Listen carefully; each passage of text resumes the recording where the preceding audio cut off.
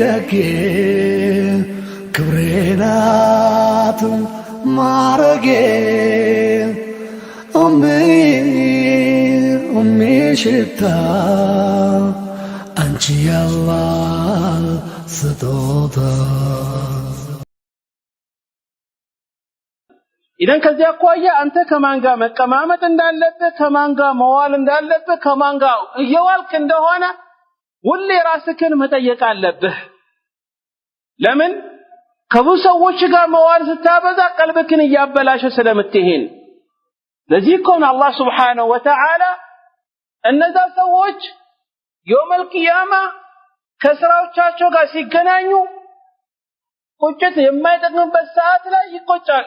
ምን ነው ይሄን ነገር ባደረኩኝ ይላል። ምን ነው ከእንደዚህ ነገር በራኩኝ ይላል።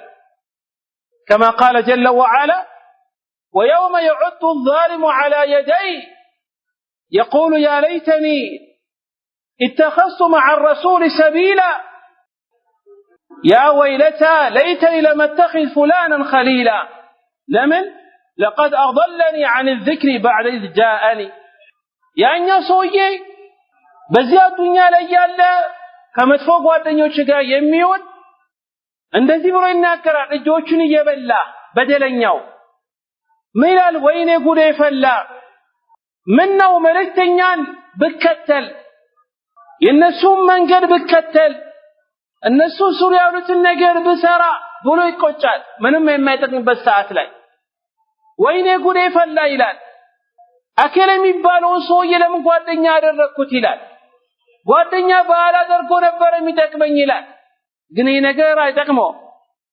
ለምን لقد أضلني عن الذكر بعد إذ جاءني እኔን እኮ ከትክክለኛው መንገድ አወጣኝ ትክክለኛው ነገር ወደኔ ከመጣ በኋላ ይላል። ይሄ ደግሞ አይጠቅመው። በዛ የውመል ቂያማ ሰው የሰራውን ነገር የሚያገኝበት ቀን ነው እንጂ መልካም ስራ የሚሰራበት ቀን አይደለም።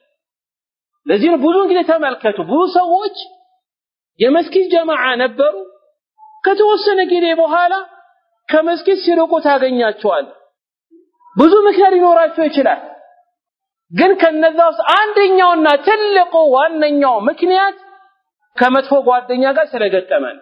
ተመልከቱ ድሮ ቁርአን ከኛ ጋር የሚቀሩ ቁርአን እያፈዙ የነበሩ ጀማዓዎች እኛንም አላህ ተባቱን ይስጠንና ከተወሰነ ጊዜ በኋላ መስጊድ አንደኛው ሰልፍ ላይ የሚሰለፈው የነበረው አካል አንደኛው ጫት ቤት መጀመሪያ ላይ ቀድሞ ከመኪና እንደወረደ ተሰልፎ ይወስዳል። ሰው ምሳውን ሊበላ ወደ ቤት ዳቦና ብርቱካን ተሸክሞ ሲሄድ እሱ በዚህኛው በኩል ጫት በዚህኛው በኩል ደግሞ ኮካ ይዞ ይሄዳል። ሰው በማታ ቤት ቁጭ ብሎ ከሚስቱ ጋር ሲጫወት ሲያወራ ከእናቱ ጋር ሲያወራ እሱ ማታ ቺክና ቺፕስ እየጠበሰ ወደ ሰፈሩ ይሄዳል ማለት።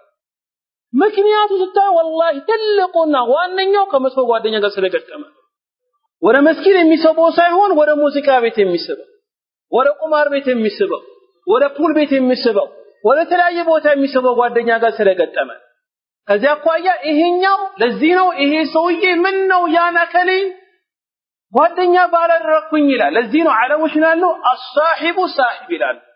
ጓደኛ ማለት አንተን የሚስብህ ነው ወይ ወደ ጥሩ ይስብሃል ወይ ወደ መጥፎ የሚስብህ።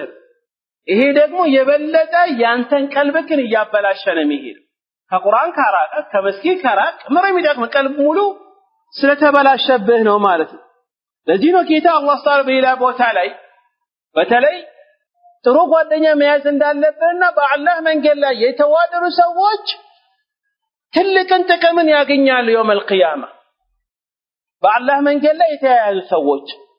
ነገር ግን ከነዛ ውጭ ያለው ጓደኝነት ሁሉ የማይጠቅምበት ጊዜ كما قال جل وعلا الأخلاء يومئذ بعضهم لبعض عدو إلا المتقين እነዛ ጓደኛዎች አሉ አይ ጓደኛ አንዱ ለጓደኛው ሁሉም የውመል ቂያማ ጠላት አንዱ ለጠላት ይሆናል አንዱ ለአንዱ ጠላት ይሆናል። الأخلاء يومئذ بعضهم لبعض عدو ከፊል ጓደኛው ለጓደኛው የውመል ቂያማ ጠላት ይሆንለታል። ይሄ ምን አይነት ጓደኛ ነው? መጥፎ ጓደኛ ነው። ዛሬ ጠቀመክ ይመስላል ዛሬ ያስተካከለክ ይመስላል ወይ በተለያየ ጥቅም ሊይዝ ይችላል።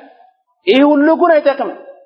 ምንም አይጠቅም መልቀያማ ኢላ المتقين አላህ የሚፈሩ ሰዎች እንጂ አላህ የሚፈራ ሰው ደግሞ አላህ የሚፈራ ጓደኛ ወደ መስኪን ነው የሚጠራክ ወደ ቁርአን ቦታ ነው የሚጠራክ ወደ ሙሐደራ ቦታ ነው የሚጠራክ ወደ ጥሩ ነገር መልካም ስራ ነው የሚልህ ከመጥፎ ነገር ነው የሚከለክል አላህን የሚፈራ ባሪያ ግን አላህን የማይፈራ ተቅዋው ያነሰ አላህን የማይፈራ ደግሞ ወይ ጫት ቤት ወይ ቡና ቤት ወይ ኸምር ቤት ወይ ጭፈራ ቤት የማይሆን ቦታ ይስባል ይሄ ደግሞ የበለጠ ቀልብከን የሚያበላሽ ነገር እንደሆነ ስለሆነ ጥንቃቄ ማድረግ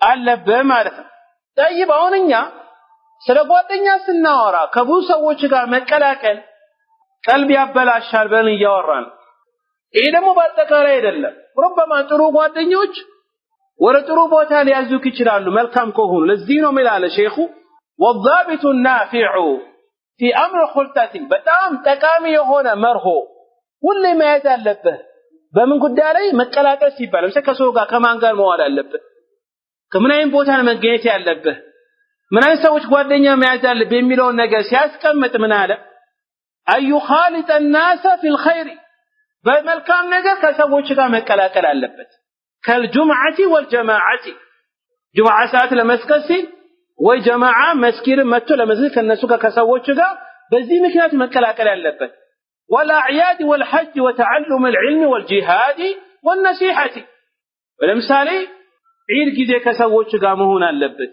ሐጅ ቦታ علم ለመማር ጂሃድ ለማድረግ ሰዎችን ለመምከሰተል ከዚሁ ደግሞ ويعتزلهم في الشر والفضول والمباحات መጥፎ ነገር ላይ ካሉ ከነሱ መራቅ አለበት ወይ ደግሞ አንዳንድ የሚፈቀው ነገር ሆኖ የሚያበዙ ነገር ለምሳሌ መሳቅ መጫወት ችግር የለው በሸሪዓ ሙባህ የሚፈቀድ ነገር ነው ግን ሳቅ ሲበዛ ቀጥ ሲበዛ ማፈስ ሲበዛ ሰዎች ላይ መቀለድ በቁመቱ በውፍረቱ በሀብቱ በልጆቹ በማይሆን ነገር መቀለድ ሲበዛ ከእንደዚህ አይነት ቦታ መራቅ አለበት ለምን አንተ ቀልብክን ያበላሸ ስለሚሄድ ነው ማለት ከዚያ አኳያ ይሄም ደግሞ ትልቁ ጉዳይ ስለሆነ መጠንቀቅ አለብን አለበለዚያ ቀልባችንን እያበላሸን ነው የሚሄደው ማለት